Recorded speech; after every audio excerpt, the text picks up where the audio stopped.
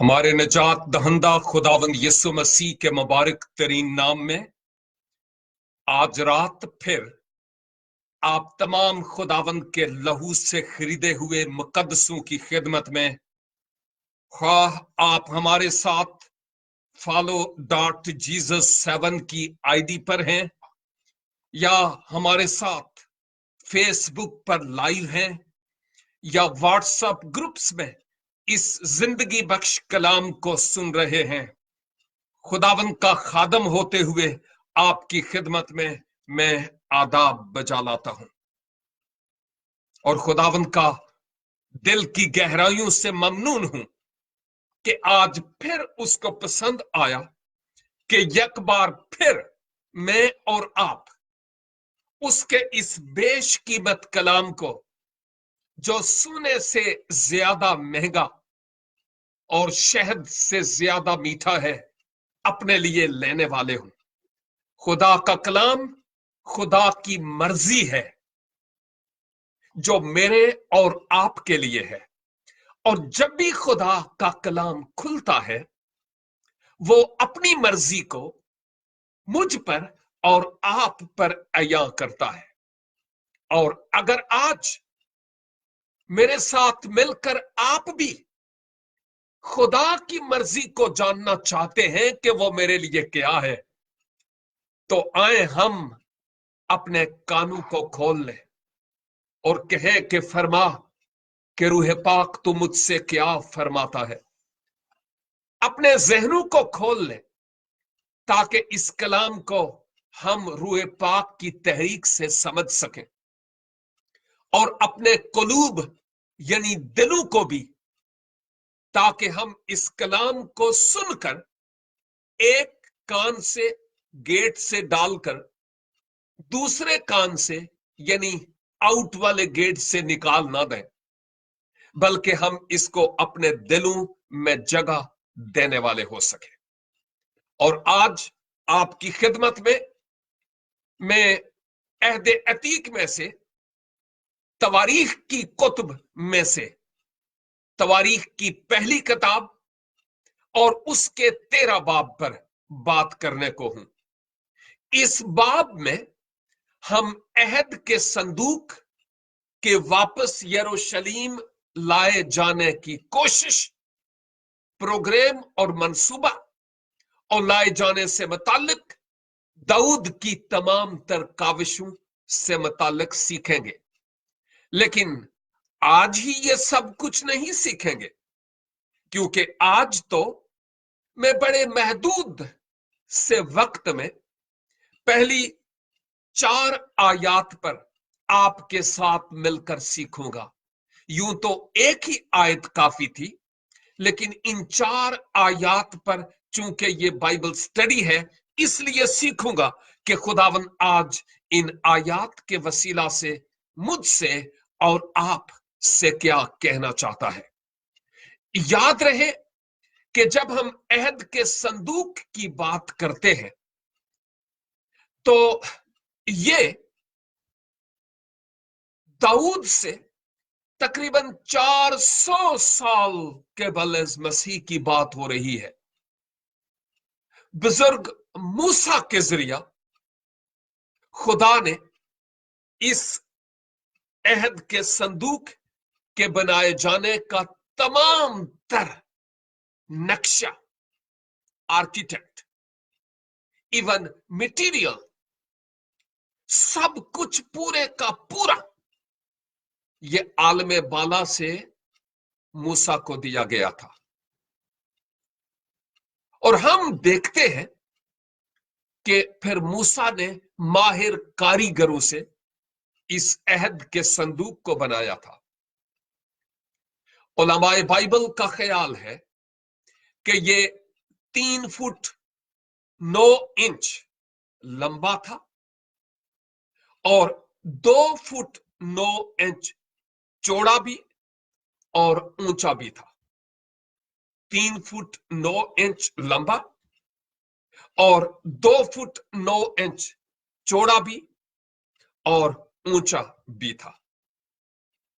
اس کے اندر احکام عشرہ यानी 10 अहकाम लिखे हुए वो 2 पत्थर की लौहें भी थी, और इसके अंदर यानी इस अहद के संदूक में मर्तबान भी था, और इस अहद के संदूक के अंदर इसमें हारून का आसा भी था, मौजजाना तौर पर जिसकी कौंपलें निकली थी।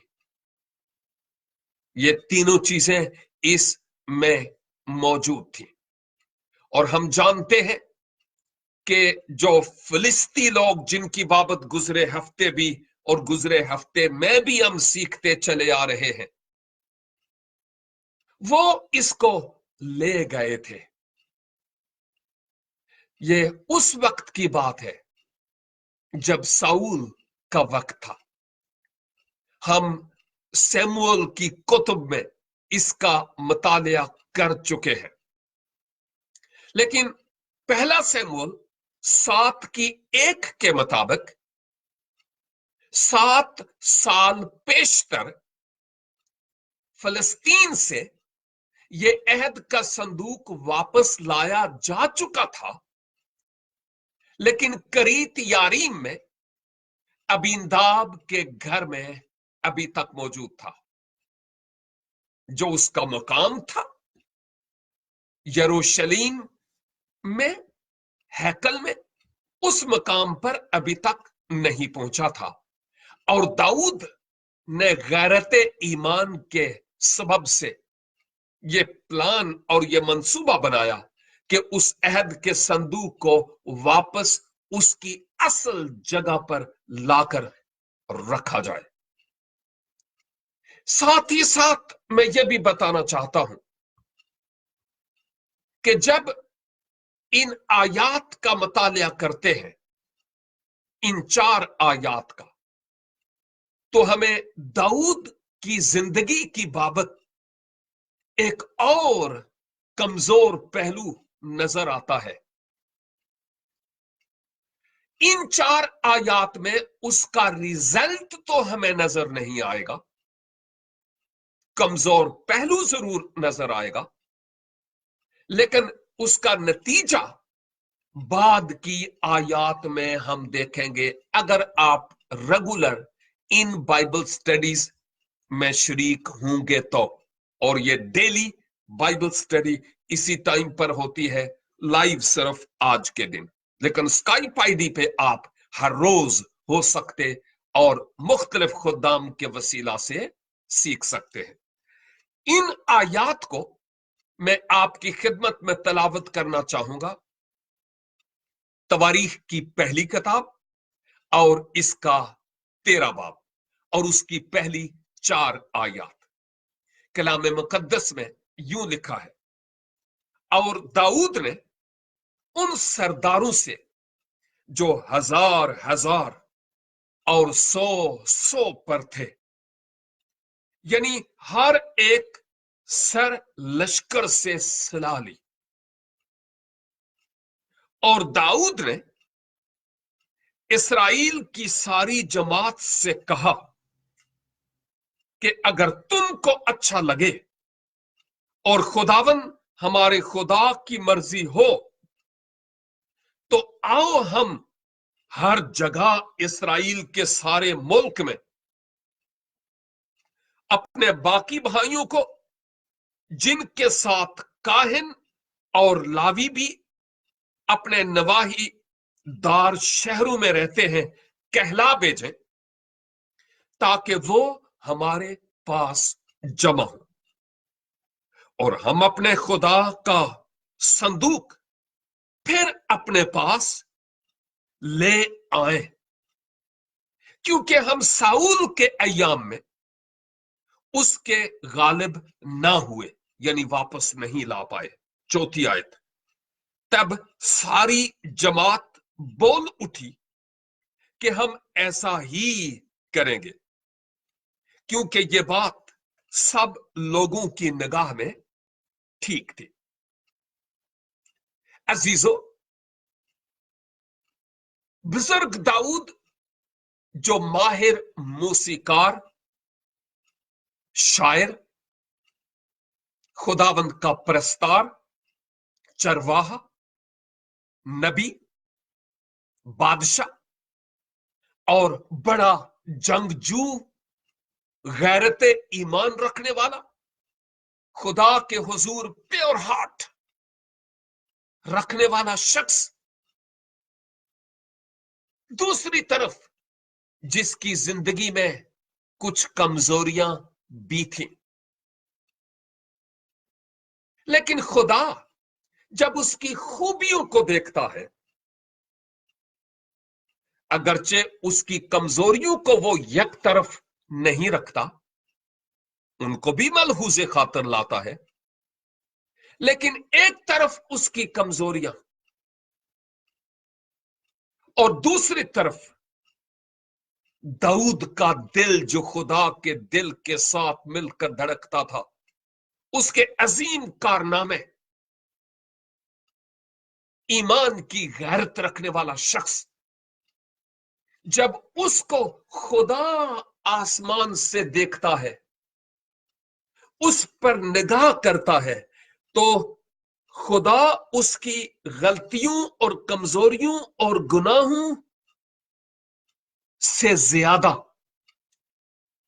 उसकी खूबियों को देख रहा था। और खुदा फिर भी कहता था कि दाऊद मेरे दिल के मुवाफिक शख्स है। शमूएल ने भी दाऊद के जाहिर पर निगाह की, लेकिन खुदा ने शमूएल से कहा, शमूएल नहीं नहीं नहीं नहीं नहीं, इंसान जाहिरी टिप टाप पर निगाह करता है। ये टिप टाप का लफ्ज वहां लिखा हुआ नहीं है, मैं अपने लफ्जों में तशरीहन ये इस्तेलाह इस्तेमाल करता हूं कि इंसान जाहिर पर निगाह करता है, लेकिन मैं बातन को देखता हूं, बातन का एक्सरे, इवन अल्ट्रासाउंड कर लेता हूं कि इंसान का बातन कैसा है। चूंकि दाऊद का दिल खुदा के साथ मिला हुआ था और दाऊद महसूस करता था कि अहद का संदूक जिसको खाने खुदा में होना चाहिए, हमारे बीच में होना चाहिए, वो अहद का संदूक हमारे बीच में नहीं है। हमारे खुदा की हजूरी हम में नहीं है। उसकी हजूरी हमारे बीच में होनी चाहिए। क्यों अहद का संदूक दूर जो जगह उसकी नहीं वहां पर हो? No, we have to bring it back. खुदा की हजूरी हमारे बीच में होनी चाहिए।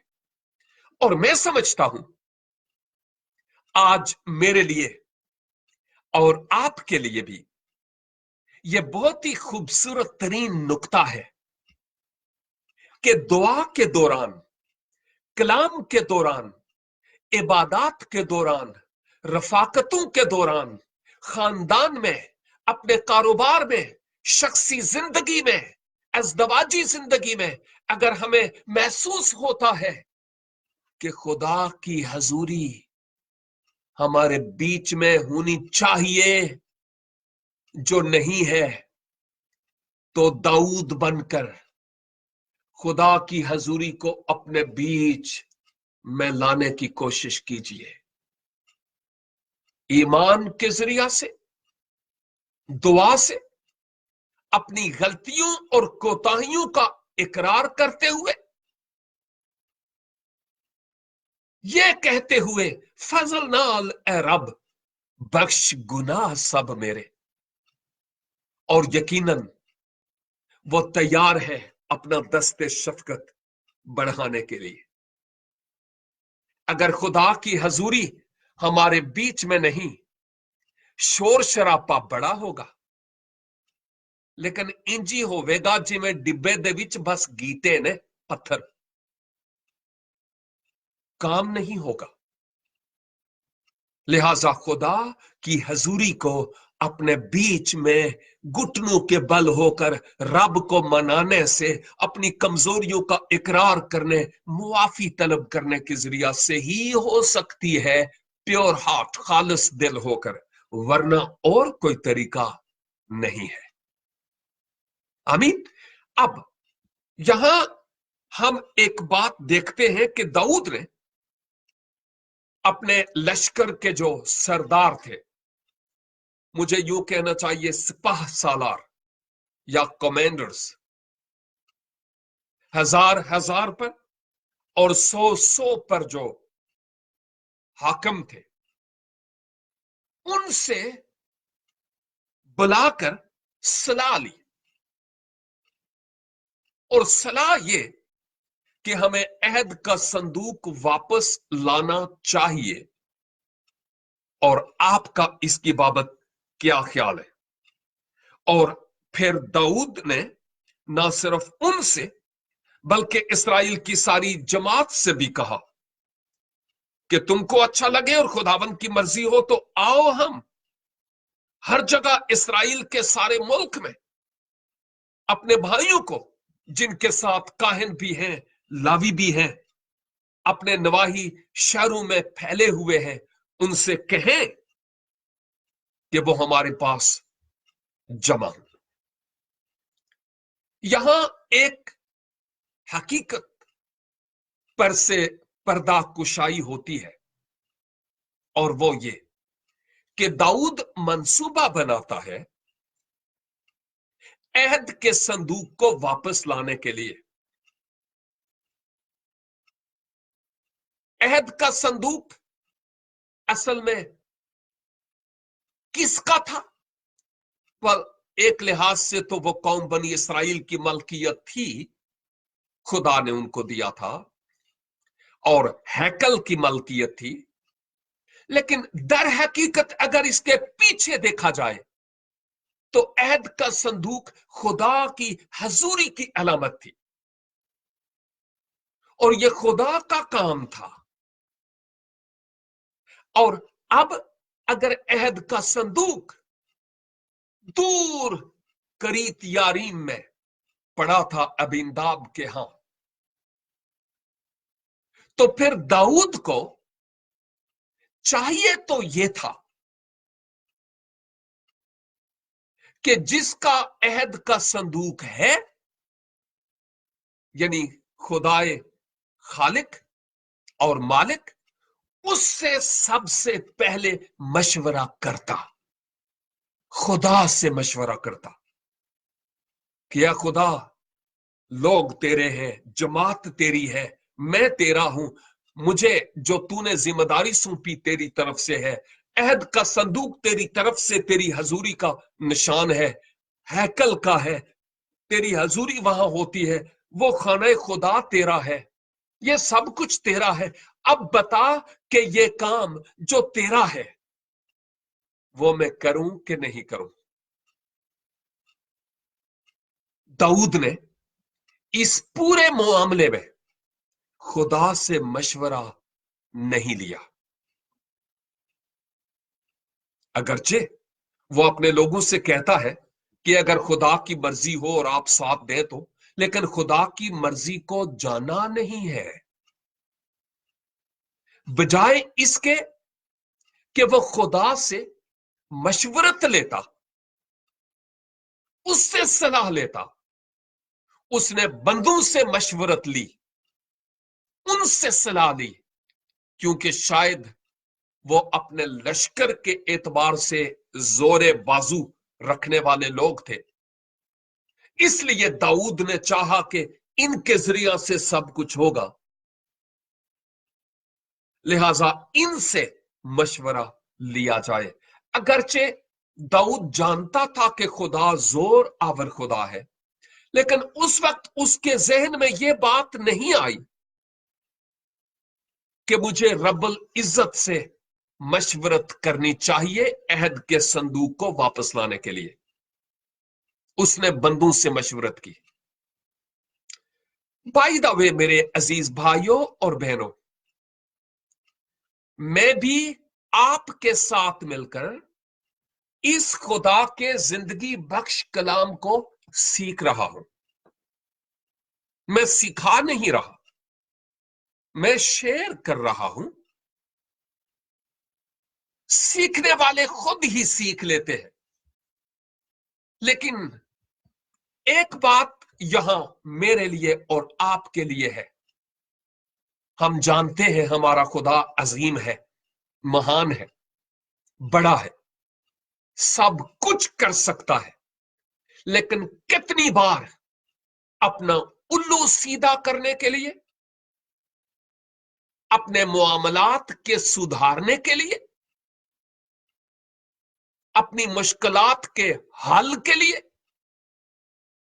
नामुमकिन काम को मुमकिन करने के लिए, ना उम्मीदी में उम्मीद पैदा करने के लिए, दुआ के जवाब के पाने के लिए,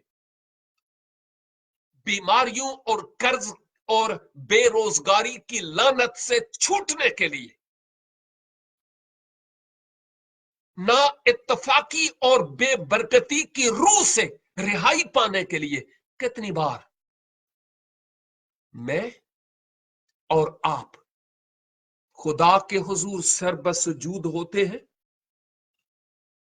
और उससे मशवरत करते हैं। कितनी बार अभी कोई हमें देख नहीं रहा, मासवा उसके अपने मन में झांक कर हम देखें कि कितनी बार हम पॉलिटिकल लीडर्स,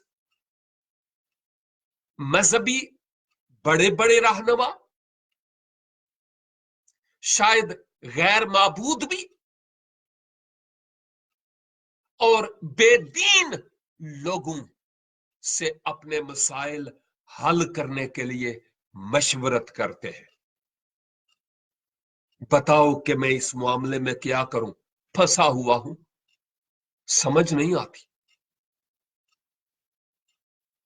और जवाब हमें वक्ती तौर पर तो लोग तो बड़ा मक्खन लगाते हैं।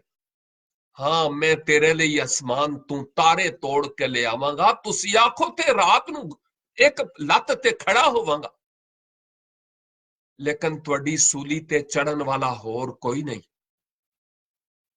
एक ही है जिसने एक ही बार हमेशा के लिए मेरे लिए और आपके लिए सूली उठा ली, ताकि हम आजाद हो जाएं और बच जाएं और उसके मार खाने से हम शिफा पाएं और हमारी आजादी का ऐलान हो। और कितनी बार हम जब मुश्किलात से घिरे हुए होते हैं तो खुदाबंद से हेल्प मांगते हैं और चाहते हैं, ए खुदा, मैं तब तक तेरे कदमों से उठूंगा नहीं जब तक तू मुझे जवाब ना दे दे, जब तक तू मुझे जवाब ना दे दे। वो सुरफनी की औरत किस कदर खुदाबंद यीशु मसीह के पीछे पड़ी हुई थी कि जब तक मुझे जवाब न मिले मैं उसके पीछे चलती रहूंगी। जकाई यीशु के दीदार के लिए हर मुमकिन कोशिश करता रहा और आखिर पा लिया। बरतमाई को सारे ही कहते रहे, अरे चुप हो जा, क्या शोर कर रहा है। लेकिन वो चुप नहीं हुआ, कहता रहा, इब्ने दाऊद मुझ पर रहम कर, क्योंकि वो जानता था कि इब्ने दाऊद ही है जो सब लश्करों का सरदार है, रब अफवाज है, जो मेरी मदद कर सकता है। लेकिन क्या हम खुदा को छोड़कर इंसानों के पीछे नहीं भागते?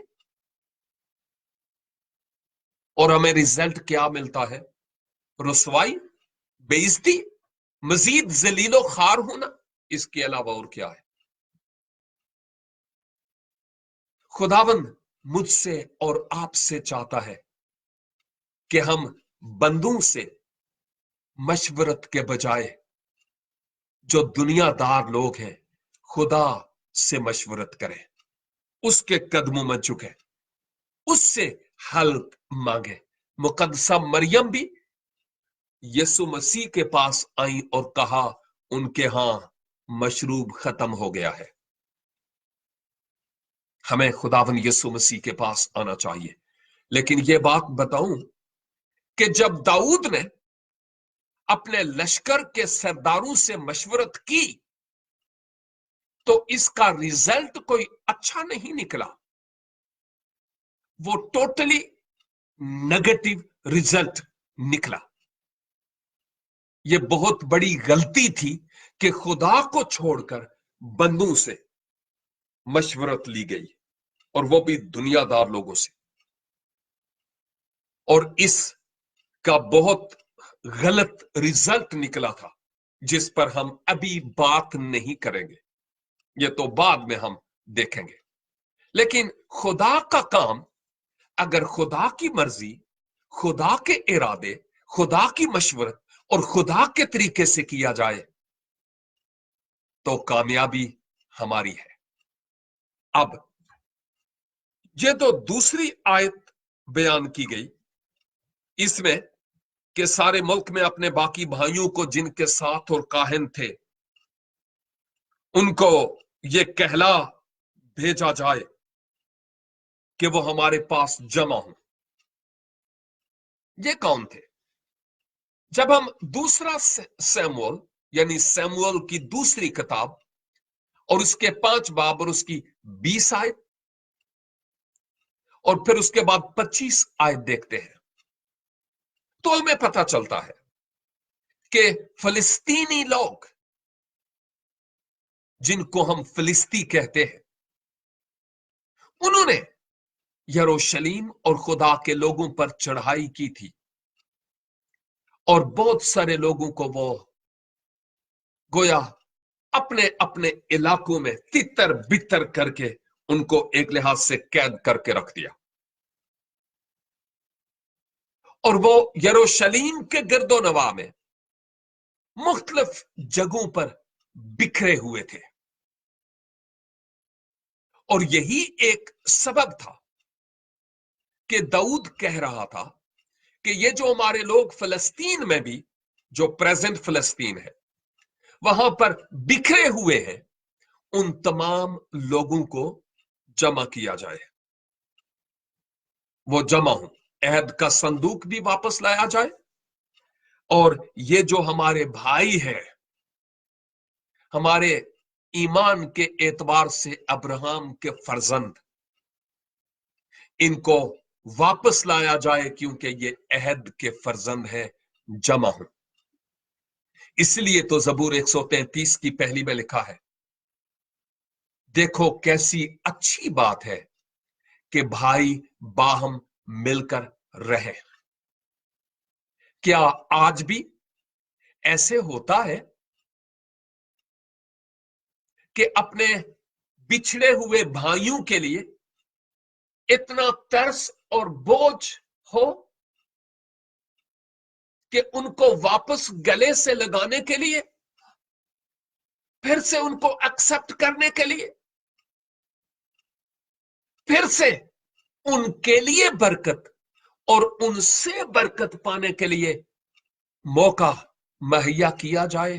क्या आज ऐसे होता है? मुझे अफसोस से कहना पड़ेगा, नहीं होता। बहुत कम लोग जिनके दिल खुदा के दिल के साथ धड़कते हैं, वो अपने भाइयों और बहनों के लिए दर्द रखते हैं, रात के पहरों में जागते हैं और उनके लिए दस्ते दुआ बुलंद करते हैं, और उनके साथ मिलने और उनका चेहरा देखने और उनका बोसा लेने के मुश्ताक होते हैं।